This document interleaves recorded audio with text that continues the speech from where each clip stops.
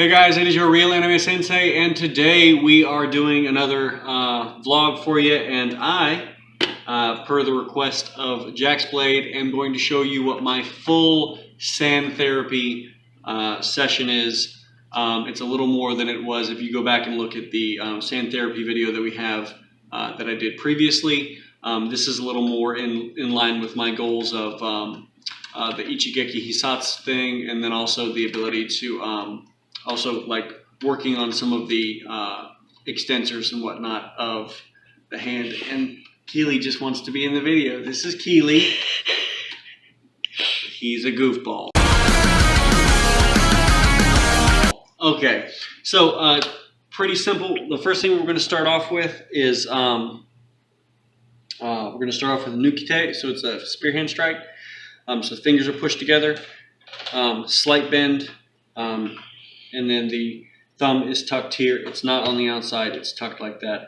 And so what's going to happen is I'm going to come down here and go straight down in. At the very beginning, you may not be able to strike directly into the sand. You might have to start off lighter. But as you start getting better at it, you can be able to hit just a little bit harder. You want to get that twist of the hand. So it's like you're driving into the sand. So this is going to help condition and strengthen the individual fingers. And then you also have a lot of, your hands are going to feel sore down here because of the position that you're having to hold the rest of the hand in. So what I do here is I typically do 100 on each side. So I do 1, 1, 2, 2, 3, 3, and I'll count all the way up to 100. I've not been counting now, so I'll just, do this for a moment. But what I've got here is a 5-gallon bucket of sand. This is just a 50-pound bag of sand. There's not much to it. It's just play sand, so you don't want to get anything that's got like a bunch of gravel or other stuff in it. Not building sand, play sand. So something you might put in a sandbox for a kid. Because if you have rocks in there and you go to do this with rocks in there and you hit one of them, it's going to be a bad time. So you do want to be mindful of where you're doing it. Try not to do it around electronics or anything that you don't want sand particles to get on, because this is on carpet. I can just vacuum. It's not a big deal.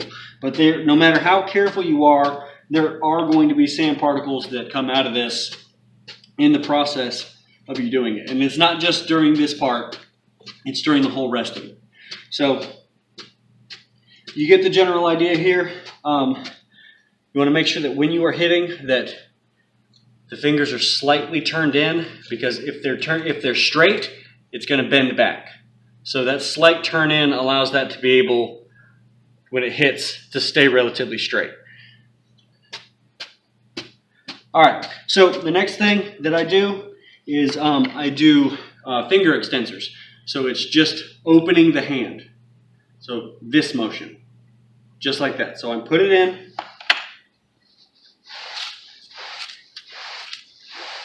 See, I'm just sort of digging down in the sand like that. And just like the nukite, I'm doing it 100 times, but I'm not alternating, so it's just 100, they count at the same time. So it's 100 times on each hand. And it doesn't like, at the very beginning of your training when you're doing this, you might have to do it in sets of 10, 15, something like that. After a little while, you can build up some endurance to being able to do this, and around 50 or 60 or 70 it starts to burn. But you want to make sure that as you're digging, so you see I'm digging these little holes here. I've got a lot of sand on this side, a little bit of sand on this side. I still want to be able to get my thumbs, so if it starts to pile up like that, just flatten it out again, start opening it back up. It's relatively simple. I'm just opening the fingers, and you see it doesn't look like much, but believe it or not, the extensors in the fingers are not very strong. So they don't need, there's not very big muscle group. So they don't need very much resistance to get work. So that's not a big deal at all. As it starts to go, and believe me, if you start doing this fast, it's going to burn. So we're digging, it's starting to burn. Ah!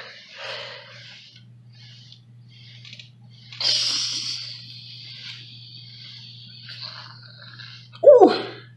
That's not, oh, that starts to get bad. Really burning up through here. You can feel a little bit in the fingers, but it's really burning up through here. So you finish that off. The next thing that you're going to do is work on wrist extension.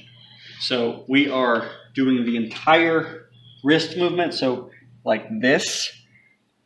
So I'm going to get right here and I'm going to dig. I'm essentially just moving the sand away from me. And so it doesn't matter so much that I'm making that big pile here. Actually, it's kind of preferable, because as I make that big pile, every time I go to move my wrist like this, it's a little bit harder because there's more sand that I'm moving through. And because it's the wrist, it's a little stronger, it can take that.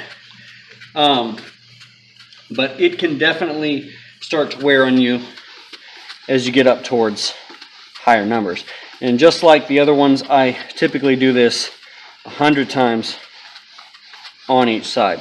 Cutting some of these short here for the video just so that you guys don't have to sit here for the entire time while I do 100 reps of each of these, because that's a lot. But I was going to try to show you the whole thing here. You can see it's really built up here, and as I start to move closer to it, like I'm moving a lot of sand up through there. You see I'm primarily just having all of the sand sit on my fingers, and I have to maintain relatively straight fingers here, so I'm trying to move completely from the wrist. When you start to press, it will move your fingers down a little bit just because they're not going to be quite as strong, but you want to try to maintain straight as possible, having that all come from wrist extension. Okay? All right. So the next thing that I typically do after that, flatten it back out, nice and flat. The next thing that I typically do is I will take this side, so just sort of like moving the wrist up, digging this way. And this one I don't do, I just sort of do to feel. So I might do 100 or I might not do 100. It just sort of when I get a good burn in it, because I just do this mainly to feel like I'm getting everything, relatively equally. But you can really dig a lot deeper with this one. I'm really digging in there. All right, after that one, flatten it out again. I typically take my hand sort of like in a claw position. I'll dig it in there just a little bit, and then I want to turn. It's like I'm turning a doorknob. 4, 5, 6, 7, 8, 9. And what I do on this one is just to failure. So whenever that is. Typically that's around 35 for me. So I'll go, so it's 1, 2, 3, 4, 5, 6. I know I've been doing more than I haven't been really counting on this one, but it really starts to burn all throughout the forearm here because each of the individual fingers are resisting, and you're having to move into supination and pronation with the arm. So remember to do both sides.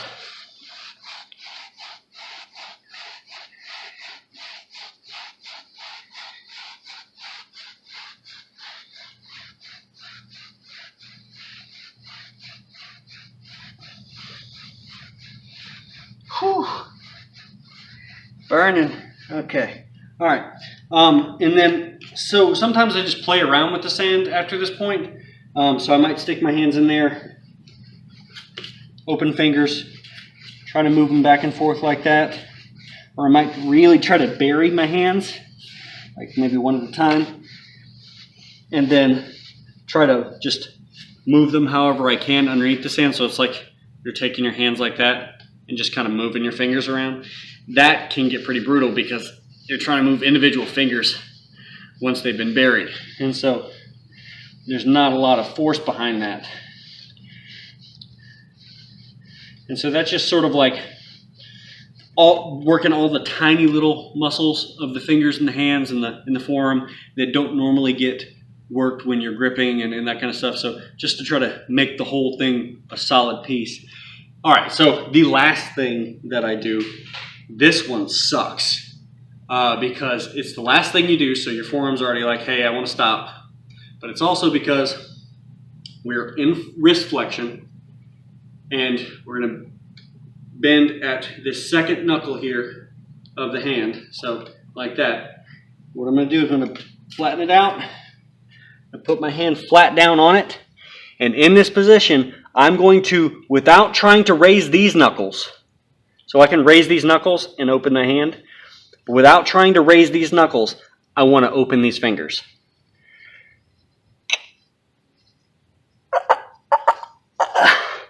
So I'm digging through the sand with those fingers, and because I'm already in extension with the wrist, it makes doing this so much harder.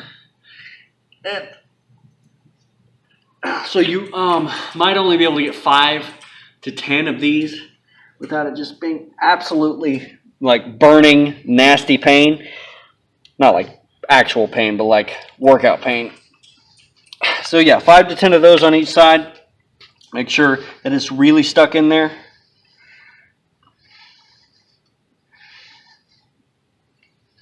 You might find that you have one side that's easier than another. I've had this hand kind of messed up a couple of times. This knuckle's been busted, and so some other stuff on this is kind of hard to do. I just forgot something. Before I do this, this is the last one. This is always the last one. But before I do that, I take my hand, flatten it out, and then I move it just like this. This is a tiny, tiny, tiny movement. So not, he's like, oh, it's not a big deal. It's just a tiny movement. You get to like 20 of this, and you're going to be burning like crazy. You wouldn't think that that's such a big deal, but right through here, it's just going to be absolutely nasty. And so the whole purpose of the sand therapy is to try to strengthen smaller muscles in the hand, in the forearm, but also to do extensor work, because when we're lifting, we're doing all kinds of other stuff, we're climbing, doing pull-ups, we are always working flexion, grip, flexion, lots of that. And the only real extension that we ever have is we're holding a position in like push-ups or something like that. But that's really sort of a relaxed position because it's being pushed in that position by the ground. We don't ever really push against anything. So that's what this is for, to make sure that everything is nice and balanced. So, like I said, to finish it off, you have the flat portion that goes like this, and then after that is coming into extension and then opening those fingers again. And then once that is done, that is the complete sand therapy routine that I'm currently doing. And it's one of the things that I'm currently attributing this particular tendon that I have right here that's given me trouble in the past as not flaring up. Because on my really heavy days of pull-ups, the day after, I find that it's a little sore. But if I do sand therapy that night and then the following day, it feels like it's not so bad, because I feel like because these are getting worked, it's pulling back, and so this doesn't feel like it's over, like over pulling. So it overworked, and these are super stretched at that point. But that's pretty much it. I hope you guys get some use out of this, because the people that I've made do it, they tell me that it does a lot for them. And thanks, Jordan, for asking me to do this, because a lot of people are going to benefit from this. And thank you so much for watching this episode of Sensei's Journey. And until next time, guys, good luck and train hard. And Forearms are going to burn.